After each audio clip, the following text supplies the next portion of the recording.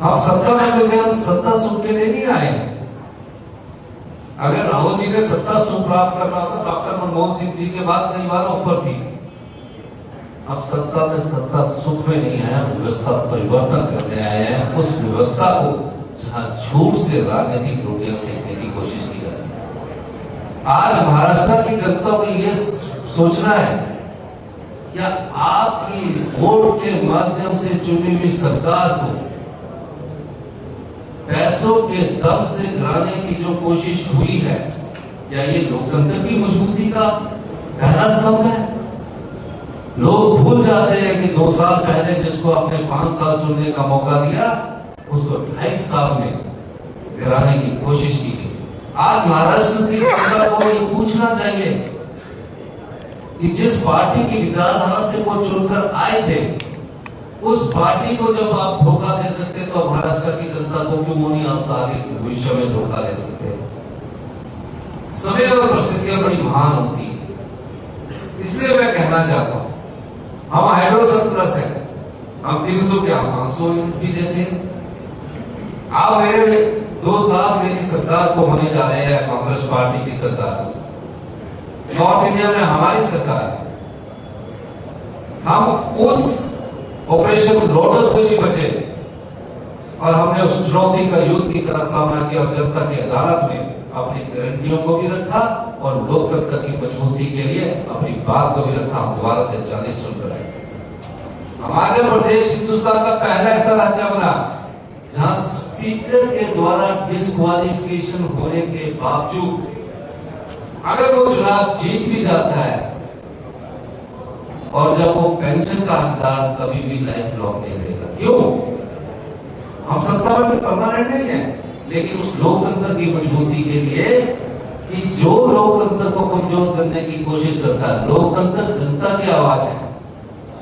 अगर हमारे नेताओं ने, बाबा भीम साहब अम्बेडकर ने 75 साल पहले जब संविधान लिखा था, संविधान सभा के अध्यक्ष थे, उन्होंने ये लिखा था कि इस देश में विभिन्न जातियों, विभिन्न धर्मों के लोग रहते हैं, विभिन्न भाषाओं के लोग रहते हैं।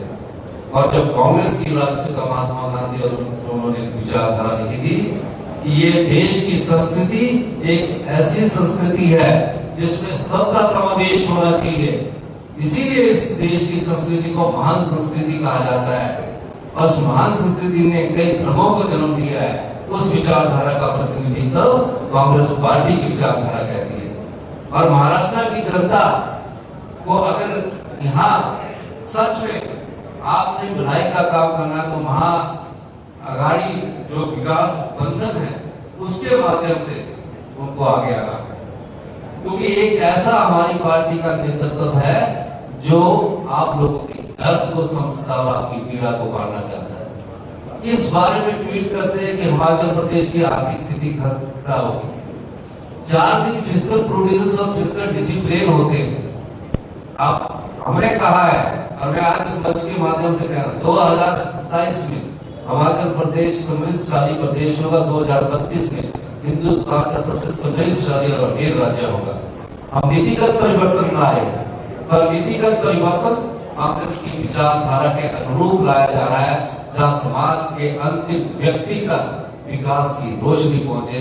हमारी सरकार इस प्रकार से कार्य करेगी। आज महाराष्ट्र में इस बात की चर्चा होनी चाहिए कि आपकी सरकार को, आपके वोट को खरीदने की कोशिश की गई है और उस खरीदने की कोशिश में उन्होंने सरकार करा दी।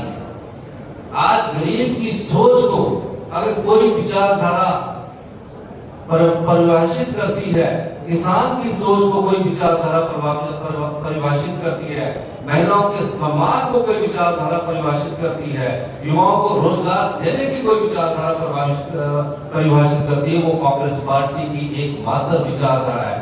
सभी धर्मों को सम्मान देने की कोई विचारधारा अगर परिभाषित होती है, वो कांग्रेस पार्टी के सभी जातियों की। इस देश की एकता और अखंडता के लिए आज हमें ये सोचना है कि महाराष्ट्र में महाराष्ट्र के मुद्दों पर चुनाव हो।